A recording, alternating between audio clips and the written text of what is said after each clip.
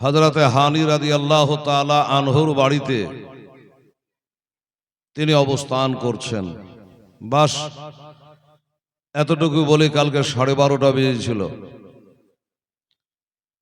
এবার বাবা এজিদের কানে একটা খবর চলে গেল। মা বোনেরা কান্দেন, এদিকে খেয়াল করবেন। কি কথা গেল? যে হুজুর, কুফা শহরে বর্তমানে এখন দুটো দল।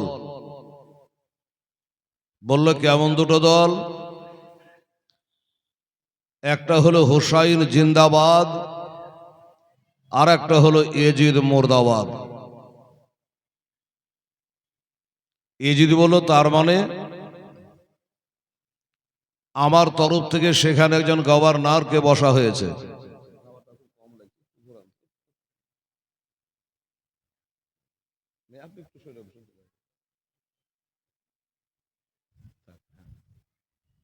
তো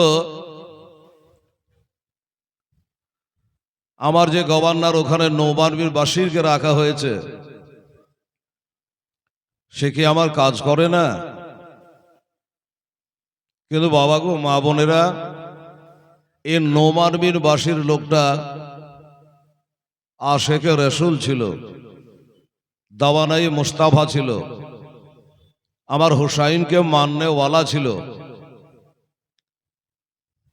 তো এই লোকটা বলে শুনুন, ওই কুফা শহরে ইমাম হুসাইনের একটা চাচার বেটা, চাচাতো ভাই এসেছে, আর দলের দলে মানুষ হুসাইনের নামে তার কাছে বায়াত হচ্ছে। তাই নাকি? বললে হ্যাঁ।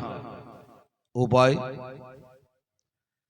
উপায় হলো একটাই হুজুর, ওই যে গভর্নর রেখেছেন নোমান বিন বাশিরকে,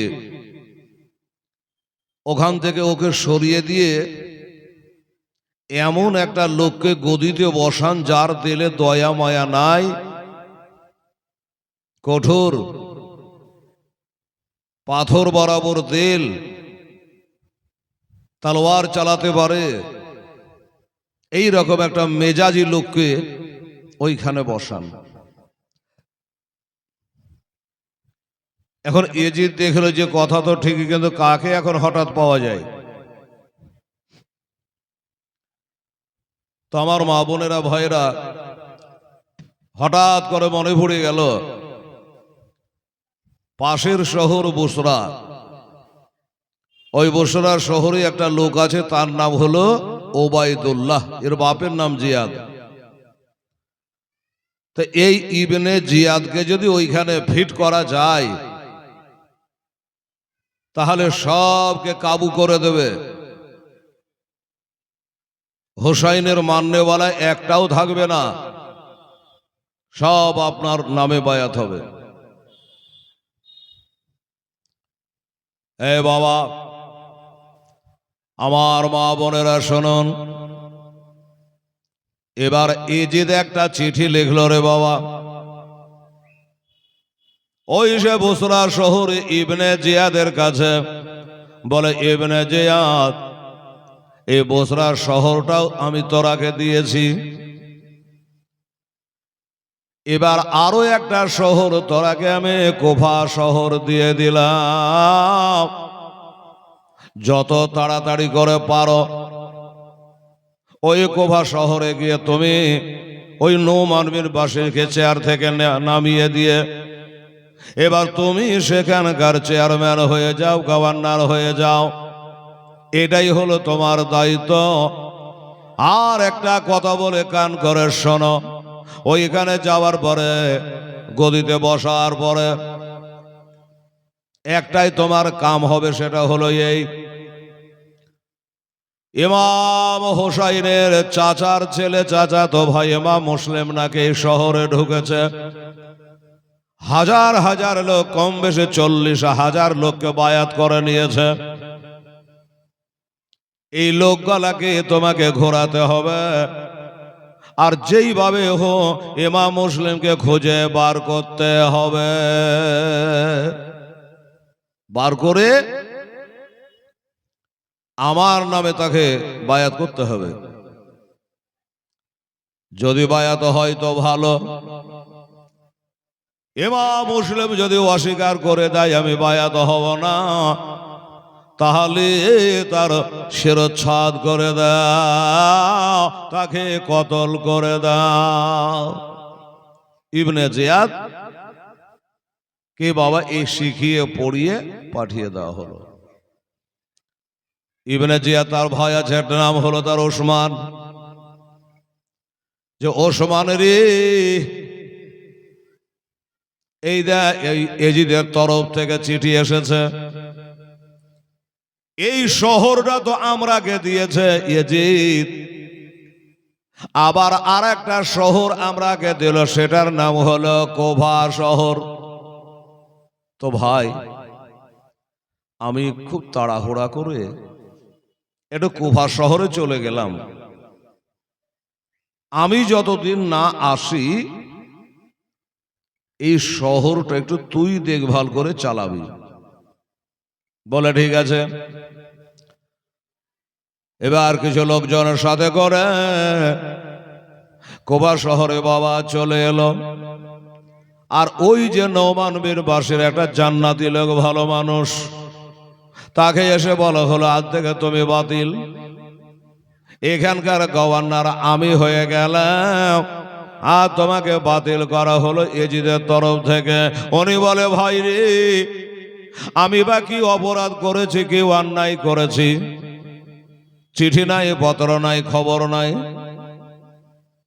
আর হঠাৎ করে আমাকে এই চাকরি থেকে কেন বাতিল করা হলো? গভর্নর থেকে আমাকে বাতিল কেন করা হলো?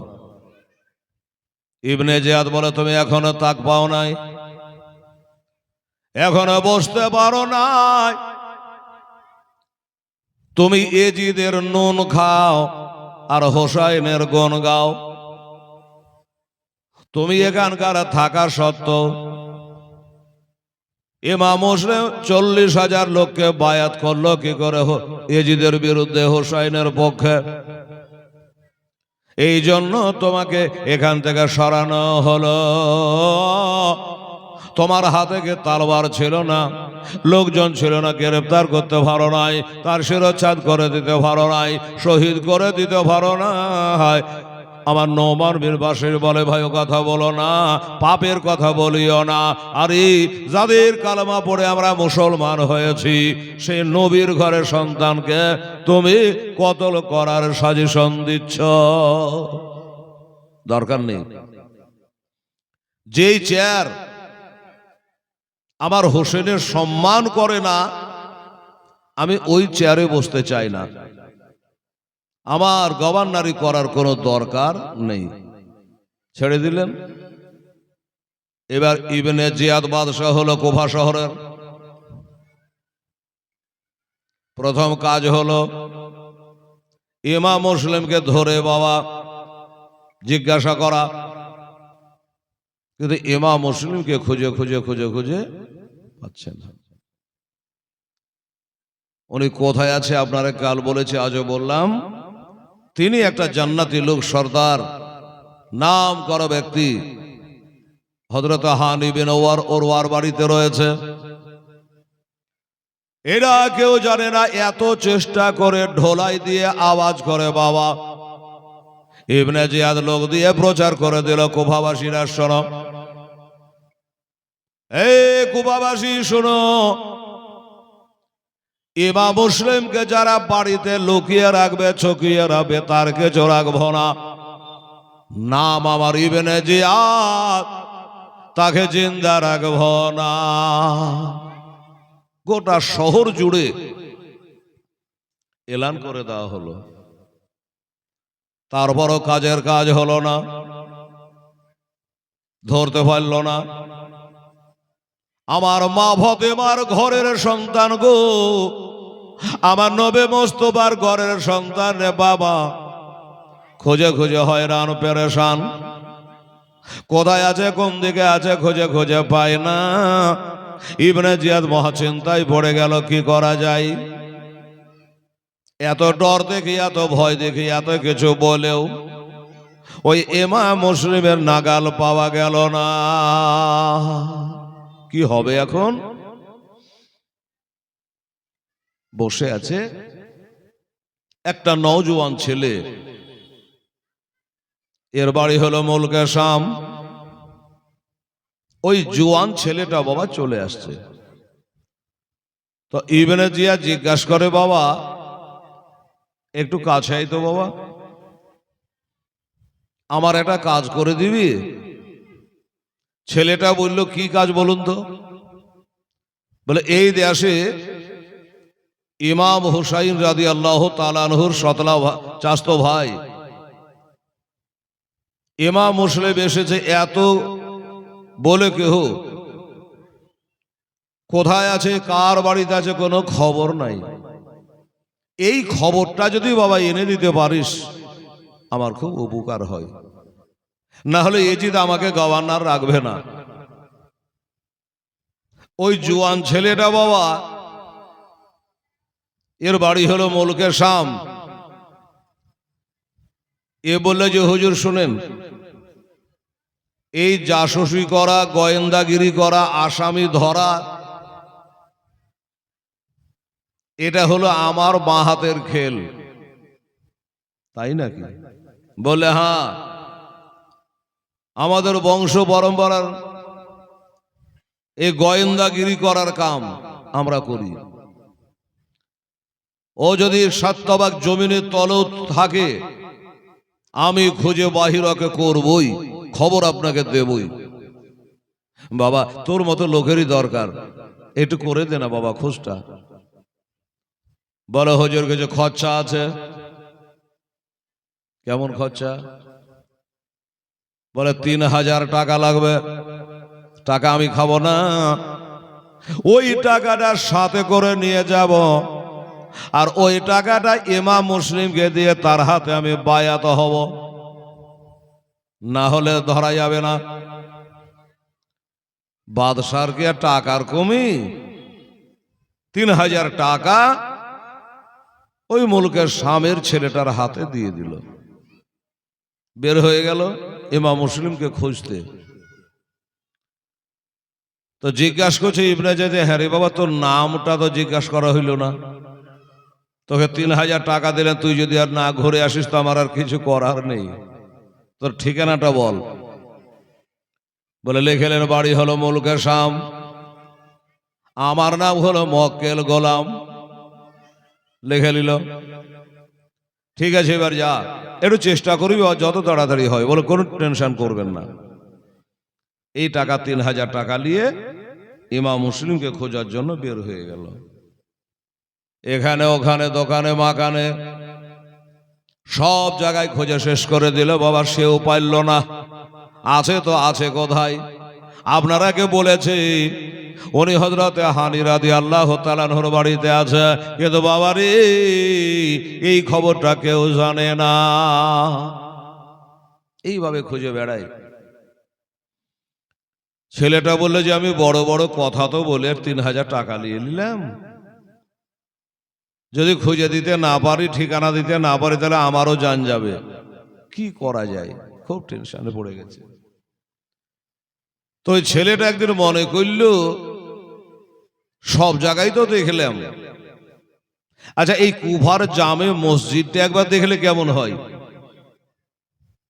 খোদার ঘরে তার মিথ্যা কথা বলবে না, না হয় কাউকে জিজ্ঞাসা করে নেবো, তাও ভালো। এবার মসজিদে যাওয়া আসা চালু। মসজিদে যায়, নামাজ পড়ে, নামাজ পড়ে না পড়ে, কত জায়গার মানুষ পড়ে, নামাজ পড়ে সব বাড়ি চলে যায়। কিন্তু বাবারে একটা ব্যক্তি মসজিদের এক কর্নারে বসে বাবা সে আল্লাহর ইবাদত করছে, তাসবিহ তাহলিল করছে। মুআজ্জাজ এবার যখন ওইখানে আল্লাহ বিল্লাহ করছে, তো মনে করে যে এই লোকটাকে জিজ্ঞাসা করা দরকার। কি জিজ্ঞাসা করা? যে এই গ্রামে ইমাম মুসলিম কার বাড়িতে আছে, ওই লোকটাকে জিজ্ঞাসা করবো। আশা করি হাতে তসবিহ নিয়ে মসজিদ ঘরে মিথ্যা বলবে না। সবাই তো চলে গেল, দেখে এক পা দুপা করে যায়, গিয়ে পাঁজরে বলে বসে বলে, চাচা তসবিহ গন্তে গন্তে বলছে, কি হলো রে বাছা? বলে, চাচা গো, আমার বাড়ি অনেক দূর মুলকের শাম, আমি একজন গুনহাগার পাপী গো চাচা। আসমানের নিচে জমিনের উপরে আমার মতো গুনহাগার আর কেউ নাই। তাই আপনাদের কুফাতে আসলাম, খবর পেলাম এই দেশে আমার নবীর ঘরের একটা আওলাদ, মা ফাতেমার ঘরের একটা সন্তান ইমাম মুসলিম রাদিয়াল্লাহু তাআলা আনহু নাকি এসেছে। কোথায় আছে, কার বাড়িতে আছে, খুঁজে খুঁজে পাচ্ছেন গো চাচা, একটু দয়া করে বলে দেন। লোকটা বললে, বাবা তোকে বলে দিব না দেবে সে আমার ব্যাপার। শোন, মসজিদে মেলা লোক নামাজ পড়ল, আর ওই নামাজ পড়ে বাহরুর করে সব বেরিয়ে চলে গেল। ওরাকে জিজ্ঞাসা করলি না, আমাকে নিয়ে টানাটানি। ওরাকে জিজ্ঞাসা না করে আমাকে জিজ্ঞাসা করছিস কেন? এই ছেলেটা ভাবছে বেটা তো বলবে না, লাগছে যা মেজাজ। তবে আমার একটা জিনিস জানা আছে, সেটা কি, যে এই কুফা শহরের মানুষেরা খুব পদের লোভী, খুব পদের লোভী। দোস্ত বুজুর্গ, তাই ওকে একটু টুপি পরাচ্ছে যে চাচা শুনুন, অনেক লোক নামাজ পড়লো ঠিক আছে চলে গেল, আপনি বসে আল্লাহ আল্লাহ করছেন। আমি একটু লক্ষ্য করলাম চাচা গো, যে আপনার মতো বড় নামাজি পরহেজগার আমার নজরে পড়ল না। এই লোকটা দেখছি আমাকে যখন এত বড় করছে, বলতেই হবে। তাছাড়া আপনার চেহারাতে বলছে চাচা আপনি আলে রসুলকে, আমার নবীর বংশধরকে আপনার মতো ভালো কেহ বাসে না। এইসব দেখে আপনাকে জিজ্ঞাসা করলাম, এর জানা থাকলে বলেন। আর যেই বলেছে বাবা ওই পদের লোভী লোকটা বলল, তাই তো আমাকে বড় নামাজি বলল, পরহেজগার বলল, এত যখন বড় করলে তো বলেই দি। বলে, বাবা শোন, ইমাম মুসলিম কার বাড়িতে আছোটা আমার ভালো করে জানা। মক্কেল গোলাম মুজাহির, রে কুফার মানুষ, তোকে একটু বড় করেছি আর তোর মনটা গলে গেল, বলার লেগে রেডি হয়ে গেলি। আচ্ছা চলো বাবা, কার বাড়িতে আছে দেখো, বলে কাম নয়, আমি স্বয়ং তোর সাথে সাথে গিয়ে ওই বাড়ির গেটে পৌঁছে দেব। বাবা এত যখন আমাকে বড় করলি, সম্মান করলি, এবার নিয়ে গিয়ে বাবা বাড়ির গেটে পৌঁছাইয়া দিয়ে বলল, বাবা রে, এই বাড়ি বলার নাম হযরত হানি রাদিয়াল্লাহু তাআলা আনহু। দরওয়াজা খাটকাটা, বাড়িওয়ালা বের হয়ে আসবে, তুমি যেভাবে পারো কথা বলো, ভিতরে যাও, আমার ডিউটি শেষ, আমি চলে গেলাম। বাবা ঠিক আছে যান। ও তো আমরা চলে গেল তসবিহ হাতে করে। আরবিতে বাবুর মানে দরজা। ওই দরজায় বাবা যখন খাটখাট করে বাড়ি দেয়, বাড়িওয়ালা হযরত হানি রাদিয়াল্লাহু তাআলা আনহু বলে, সমাতে আবার কে এলো দেখি। দরজা খুলে দেখছেন বাবা গো,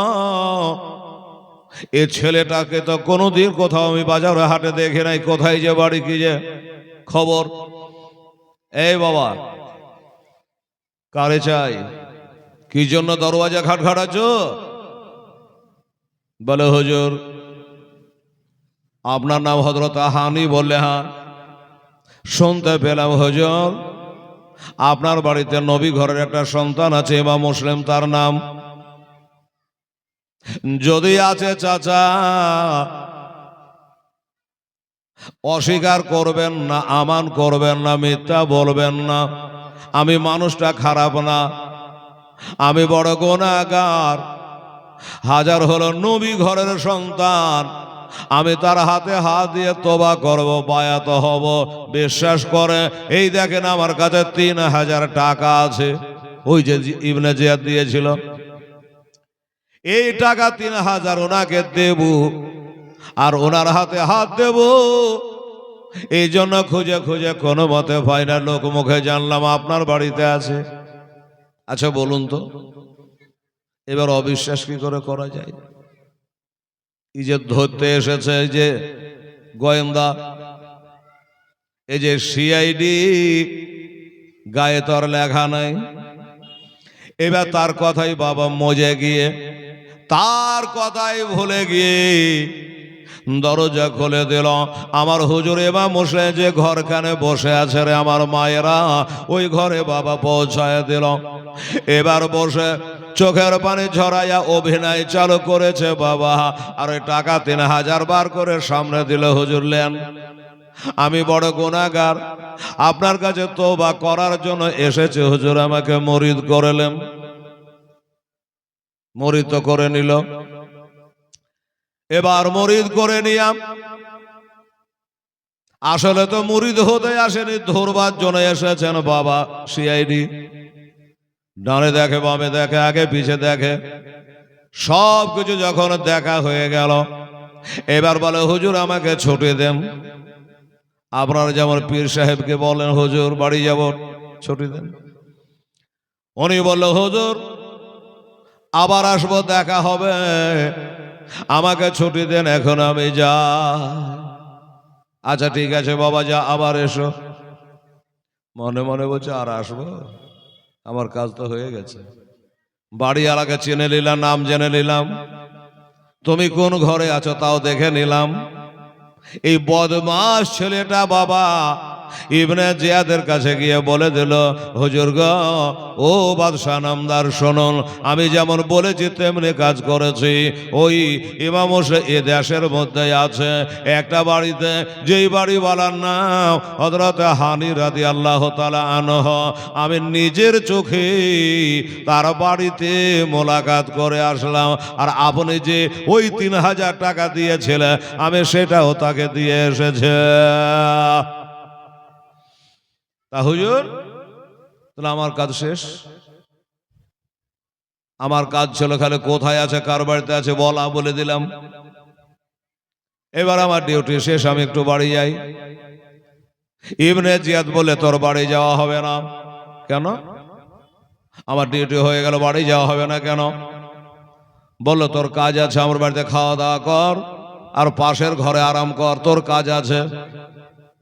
ছেলে বলে আমার কাজ আছে, আমি তো কাজ খুঁজে পাচ্ছি না, কি কাজ আছে?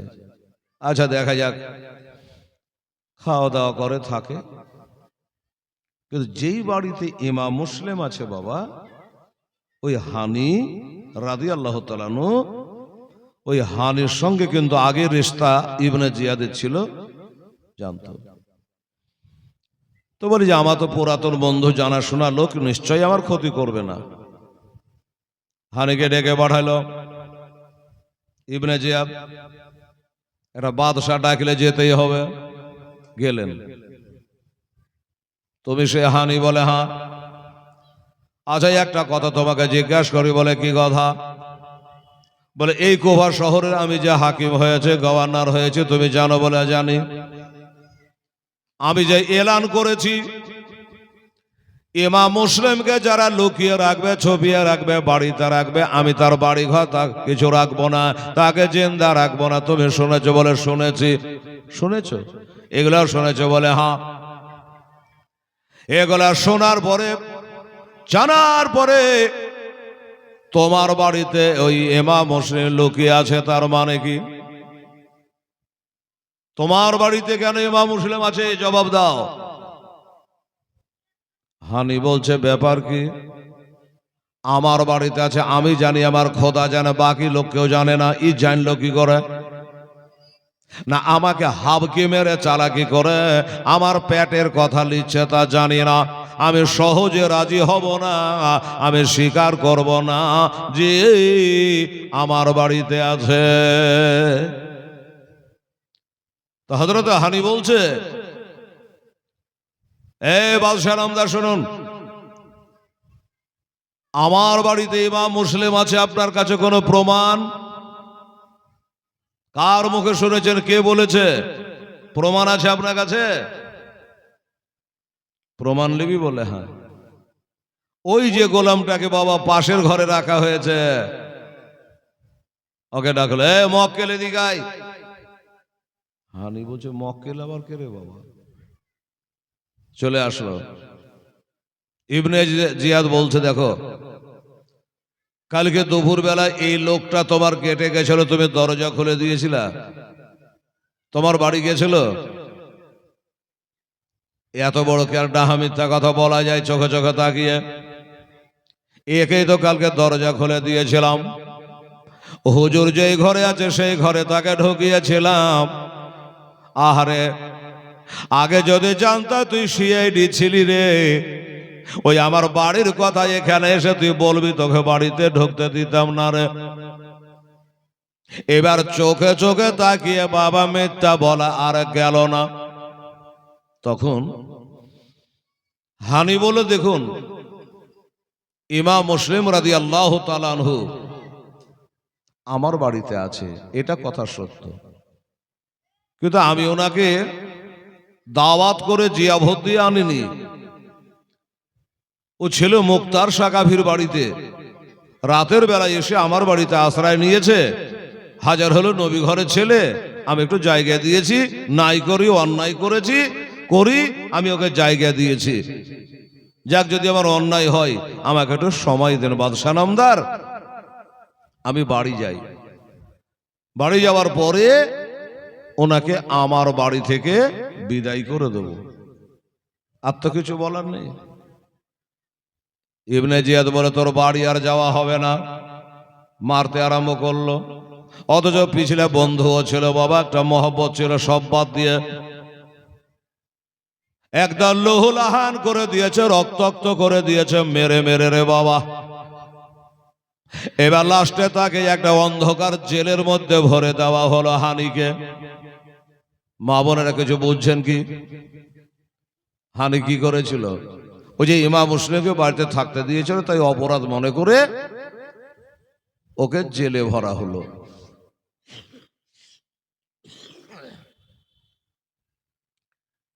জেলে ভরে তালা মেরে দেওয়া হলো। তা হানি জিজ্ঞাসা করছে, ভাই শোনো,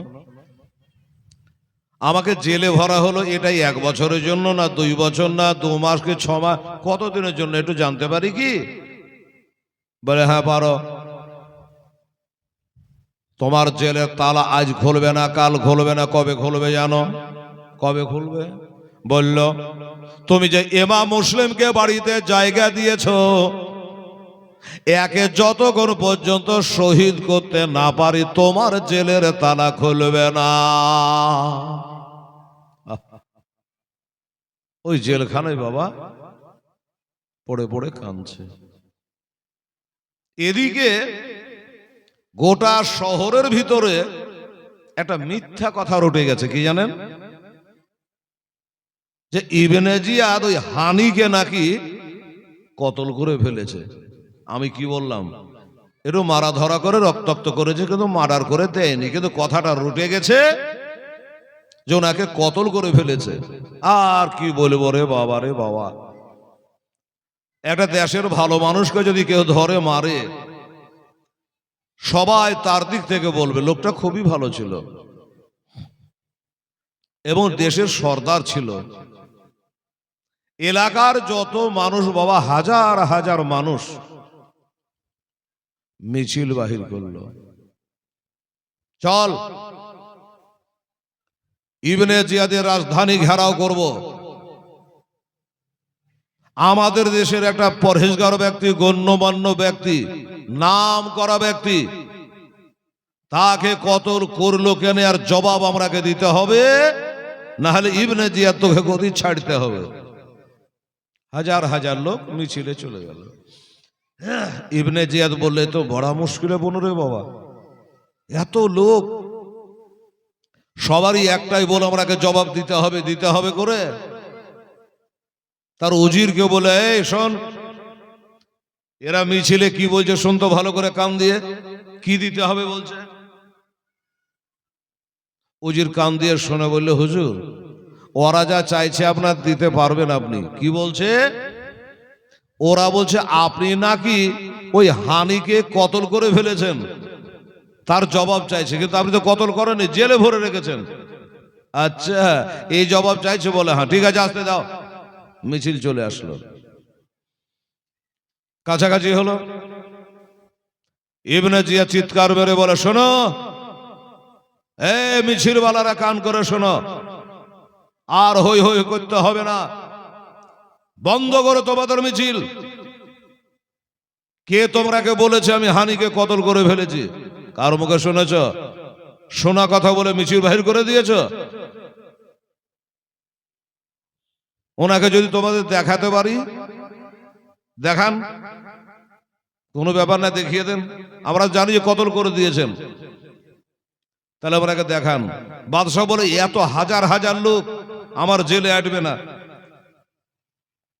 আরে হাজার হাজার লোককে দেখাতে পারবো না। শোন, তোমাদের মধ্যে যারা নেতা, মাথা, মেম্বার, প্রধান, মুড়ল, সর্দার আছে, এই গোছের 10টা লোক আসো, ওরা দেখে যাবে আর তোমরাকে বলে দেবে তোমাদের দেখা হয়ে গেল। ঠিক আছে, তাই হলো। এই সর্দার সাহেব, এই মুড়ল সাহেব, এই মেম্বার সাহেব, আপনারা যান দেখে আসেন, এসে আমরাকে বলেন। ঠিক আছে, এবার গেল, জেলের জানলা দিয়ে দেখা হলো। জেলে পড়ে পড়ে বাবা কাঁদছে। এই মা বোনেরা, ভাইয়েরা, জেলখানে পড়ে পড়ে হযরত হানি রক্তাক্ত হয়ে, ভাই খাওয়া নাই, পিয়া নাই, ঘুম নাই, আরাম নাই, বিশ্রাম নাই, পড়ে পড়ে কাঁদছে গো। এবার ওই মেম্বার, প্রধান, মোড়ল, সর্দার এরা নিজের চোখে দেখে নিয়ে লজ্জায় পড়ে গেল যে আমরা কার মুখে কোন কথা শুনে মিছিল বাহির করেছিলাম, কিন্তু না, ওই তো হানি জেলখানার মধ্যে জীবিত অবস্থায় আছে। মিছিল ভেঙে গেল। এরা কেমন দেশের মানুষ একটু বোঝেন তো বাবা। এরা হাজার হাজার লোক মিছিল করে আসলো দরদি দেখিয়ে হানির জন্য, কিন্তু বাবা একটা লোক বলল না আজকে জামিন করে তাকে আমরা জেল থেকে ছাড়িয়ে বাড়ি নিয়ে যাব, নইলে যাব না, এই কথা কেউ বলল না। এবার মিছিল ছত্রভঙ্গ হয়ে গেল। এবার যেদিকে যাবার সব চলে গেল মিছিল, সে ওই দিকে বাবা মাগরিবের আজান হলো ওই কোভার জামে মসজিদে, মাগরিবের আজান হলো। এখন ইমাম মুসলিম বলল, পাড়াতে লোকজন এত কম কেন? একজন বলল, হুজুর সব মিছিলে চলে গেছে, কেউ নাই। আচ্ছা, ওই যে আপনাকে থাকতে দিয়েছিল না যে লোকটা, ওই লোকটাকে মার্ডার করে দিয়েছে নাকি, তাই সব মিছিল করে গেছে, তাই পাড়াতে লোকজন অত নাই। যাই, মাগরিবের নামাজের আজান হলো, একটু জামাতের নামাজটা পড়ে আসি, লোক কম হোক আর বেশি হোক, মাগরিবের নামাজ পড়তে গেলেন, শহরের লোকজন নাই। তাও হলো কত? কিতাবে লিখছে প্রায় কম বেশি 500 জন মানুষ। মিছিলে যাওয়ার পরও 500 জন মানুষ আমার ইমাম মুসলিমের পিছনে ইক্তেদা করে মাগরিবের নামাজে দাঁড়িয়ে গেল। মাগরিবের নামাজ মুকিমের জন্য 3, মুসাফিরের জন্য 3, ছেলেদের জন্য 3, মেয়েদের জন্য 3 রাকাত ফরজ। এবার মাগরিবের নামাজ 3 রাকাত পড়ে নি, আসসালামু আলাইকুম রাহমাতুল্লাহ, আসসালামু আলাইকুম রাহমাতুল্লাহ। এবার সালাম ফিরে দোয়া করবে রে বাবা। ইমামের আগে দেখেন একটু ঘুরে বসে।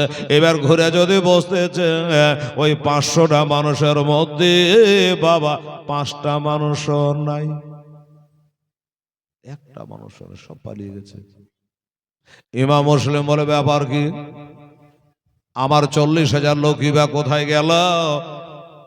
আর 500 জনা মানুষ নামাজ পড়ছিল, তারাই বা কোথায় গেল? এরা মাটির তলে ঢুকে গেল না আসমানে উঠে গেল, কোথায় চলে গেল কারে জিজ্ঞাসা করব, কে বলবে? মা বোনের আগো এবার তাকিয়ে দেখছে যেখান করে মানব মসজিদে অজু করে ওই অজুখানাতে পানির হাউজের কাছে একটা ছেলে বসে আছে, একটা লোক বসে বসে অজু করছে, আর বাবা ইমাম মুসলিমের দিকে তাকাচ্ছে। তো ইমাম মুসলিম মনে করলেন কপালে যাই হোক ওই লোকটাকে একটু জিজ্ঞাসা করব যে ভাই তুই কি কিছু জানিস? এই যে 500টা লোক আবার পিছিয়ে নামাজ পড়তে দাঁড়াইলো, এবার সালাম ফিরিয়ে তুই ছাড়া আর কেহ নাই, তা এরা গেল কোথায়? ছেলেটা বলছে হুজুর আপনি যখন কেরাত করেন নামাজ পড়েন রাস্তা দিয়ে একজন এলান করছিল আর বলছিল যে ইমাম মুসলিমকে যারা বাড়িতে থাকতে দেবে আশ্রয় দেবে তার ডিহিতে ঘুঘু চড়াবে তাকে মার্ডার করে ফেলবে, তাকে জিন্দা রাখবে না। এইভাবে রাস্তা দিয়ে বলতে বলতে যাচ্ছিল, আপনি ওদিকে কেরাত করছে, আপনার কেরাত শোনা বাদ দিয়া ওইদিকে তাদের কান চলে যায়। কে জানি এবার যদি মাগরিবের নামাজ শেষ করি তাইলে হয়তো নামাজ পড়ে ওদের ধারণা আমার বাড়ি যেতে চাইবে, ও বলবে আমার বাড়ি তোমার বাড়িতে থাকতে দাও, এই বলে যদি জায়গা চায় তাহলে জায়গা দিলে আমার বাড়ি ঘর কিছু রাখবে না, আমাকেও জিন্দা রাখবে না। এই ভয়ে সবাই পালিয়ে গেছে। হুজুর তুমি পালাওনি কেন? বলো হুজুর জামাত ফেল, আমার দেরি হয়ে গেছে হুজুর বাড়ি হানে আসতে, আমার জামাত ফেল। হয়তো ভাবছে যে সবাই তো পালিয়ে গেছে, এই লোকটা এই ছেলেটাই মনে হয় আমাকে খুব ভালোবাসে, ওর লেগে মনে হয় লক করে বসে আছে আর বাকি পালিয়ে গেছে। ওই যে বক্তারা বকে না মাঝে মধ্যে একটা আউট কথা বলে যে কোন মৌলবী রে বেটি রে, কোন মৌলানা বলে ওয়াজ করে তো চেয়ারে বসে গিয়ে চোখ বন্ধ করে 3 ঘন্টা না পুজলে চোখ খুলবে না, তো 3 ঘন্টা পরে ওই বক্তা চোখ খুলে দেখছে তো বাবা একটা লোকও নাই, সব চলে গেছে, কেবল বসে আছে তো এক বুড়ি, ওই বুড়ি লোক করে বসে আছে। তো বক্তা বললে যে যাক সবাই চলে গেছে, যাক আমার ওয়াজ যদি বুঝে, এই বুড়ি বুঝেছে, না হলে তো ও চলে যেত। আল্লাহ তোকে জান্নাত দেখ, মা তুই আমার জালসাটা ভালোই বুঝেছিস আর তুই একলাই বসে আছিস। তো বুড়ি কি বলছে জানেন? যে বেটা তোর জালসার লেগে আমি বসে নাই, তোর দুয়ার লেগাও তাকিয়া নাই, তো বসে আছো কেন? বলছে হুজুর গো মৌলানা আপনি চোখও খোলে না, বলতেও পারি না, ওই যে লাল মতো চেয়ারখানা আপনি বসে জালসা করছেন ওই চেয়ারখানা আমারই, ওই চেয়ারখানা আমারই, আমি খালি আল্লাহ আল্লাহ করছি, একবার চোখ খুলে তাকে তাহলে ইশারা করো যে উঠো আর চেয়ারখান দাও, তারপরেও তাকাচ্ছেন না, চেয়ারও পাচ্ছে না, 500 টাকা চেয়ার ছেড়ে যাব। বক্তা মনে করলে তাহলে তুই আমার মহব্বতে নাই, চেয়ারের লেগে না? বলে হ্যাঁ চেয়ারের লেগে বসে আছি, তোর লেগে বসে নাই। এইরকমই ওই ছেলেটা বলে হুজুর আমি আপনার মহব্বতে বসে নাই, আমার জামাত ছুটে গেছে হুজুর, মাগরিবের নামাজ পড়া হয়নি, নামাজ কাজা করা বড় গুনাহ, এই কারণে আমি বসে আছে। বাবারা আমার মা বোনেরা, ইমাম বলল বাবারে তুই ডরাইস না, ভয় করিস না, আমি তোর বাড়ি যেতে চাইব না, তুই তাড়াতাড়ি সময় চলে যা, যাকে নামাজটা আদায় কর, নামাজটা আদায় কর। আমি চলে গেলাম, লোকটা ছেলেটা নামাজ পড়তে লাগলো, আর ইমাম মসজিদ থেকে বেরিয়ে এই যেমন আপনাদের রাস্তার এই মাদ্রাসা, এর রাস্তা দিয়ে হেঁটে হেঁটে হেঁটে হেঁটে চলে যাচ্ছে। এই মা বোনেরা, হাইরে দুঃখ হাইরে কষ্ট, মাগরিবের নামাজ পড়লে বাড্ডার রাত হয় না রে মা বোনেরা, অত অন্ধকার হয় না। আবার রাস্তার ডান দিকে দেখছে, বাম দিকে দেখছে, বাবা একটা বাড়িরও তালা খোলা নাই, গেট খোলা নাই, সব বন্ধ। ওই যে প্রচার করেছে, যে বাড়িতে পাবো তার বাড়ি রাখবে না, সব দরজা বন্ধ করে বাবা শুয়ে পড়েছে। মনে হয় সাহাবাখানাতে এক একটা আওয়াজ পাওয়া যায়, কিন্তু সেদিন কোফাতে কোনো আওয়াজ ছিল না। সন্ধ্যাতেই কি করবেন, এই রাস্তা দিয়ে হাঁটে চলে যায়, চলে যায়, চলে যায়, যেতে যেতে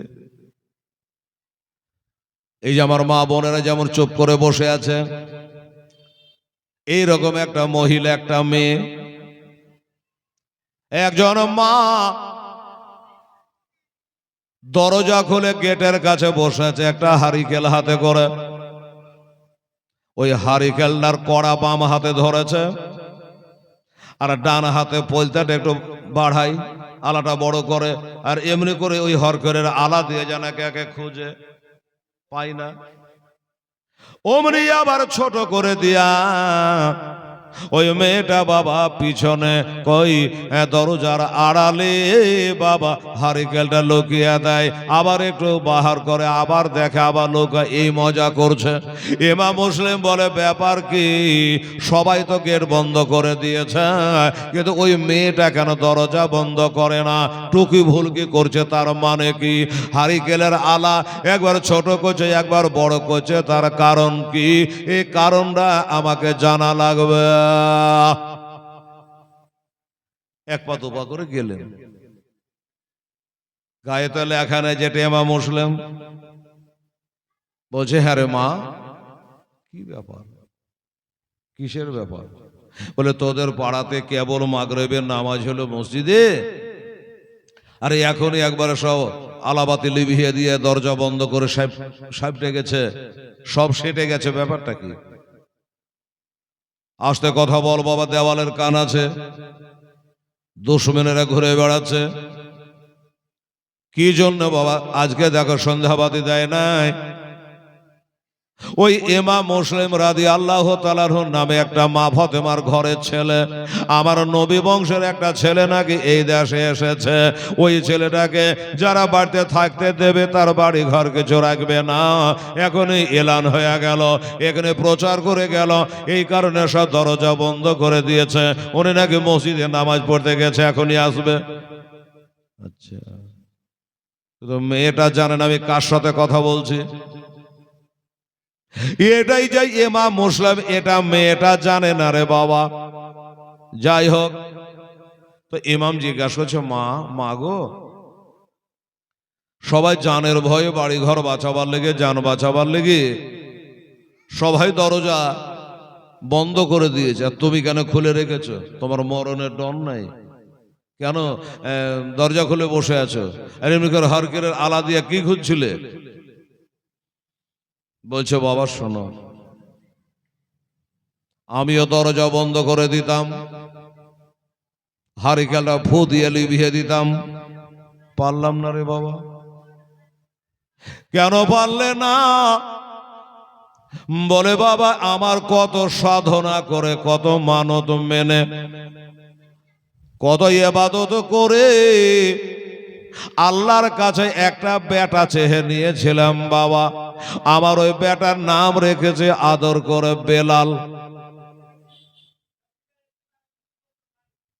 ওই সে বেলাল ইবনে জিয়াদের দরবারে চাকরি করে বাবা। বেলা 4টাতে বাড়ি চলে আসে ডেলি আমার বেটা। আর আজকে যে আমার বেটার কি হলো জানি না, এতটা বেলা হয়ে গেল এখনো বেটা বাড়ি আসলো না। তাই বড় চিন্তায় পড়েছি বাবা, এ হাত কাটলো দরদ, এ হাত কাটলো দরদ। বাবা গো, যদি দরজা বন্ধ করে দিই আমার বেটা বাড়ি ঢুকতে পারবে না, এই জন্য বসে আছি। আচ্ছা, বুঝে গেলাম মা, তাহলে তোমার বেটা আসতে গেলে তুমিও দরজা বন্ধ করবা? বলে, হ্যাঁ ঠিক আছে। মারে একটা কথা বলবো? কি কথা বলো? আমাকে খুব পিয়াসা লেগেছে মা, আল্লাহ তোর ভালো করবে, আমাকে একটু পানি পান করাতে পারবি মা? মেয়েটা চিন্তা করলে এখানে মাগরিবের নামাজ পড়ে ওঠুনো, আর বেচারা পানি চাইছে। এই ছেলেটা হিন্দু না মুসলমান, ইহুদি না নাসারা, ওইসব জানার আমার দরকার নাই। আমার কাছে হাত পেতে একটু পানি চাইছে, যার অপার নাম হলো জীবন, পানি ছাড়া প্রাণ বাঁচে না। আমি না বলবো কি করে? আচ্ছা বাবা একটু বস রে বাবা, পাড়ার অবস্থা ভালো নয়, ভয় ভয় লাগছে রে বাবা, কখন যে কি হয়ে যায় জানি না। তুমি বসো, আমি যাই। পানিতে লিয়া নাই, রান্না ঘরে গেল, একটা লোটাই করে বাবা 1 লোটা ঠান্ডা পানি ঢেলে এনে বাবা দিল, যে লে বাবা পান করে লে। লোটাটা নিল, বিসমিল্লাহ বলে বাবা মুখে লাগাইলো, পান করে নিল, লোটাটা ঘুরিয়ে দিল। মা এলা তোমার লোটা, তুমি ঘুরিয়ে লাও মা, পানি পান করেছি, আমার আত্মা ঠান্ডা করে দিয়েছে মা, কালে হাসরে তোর আত্মা ঠান্ডা হবে।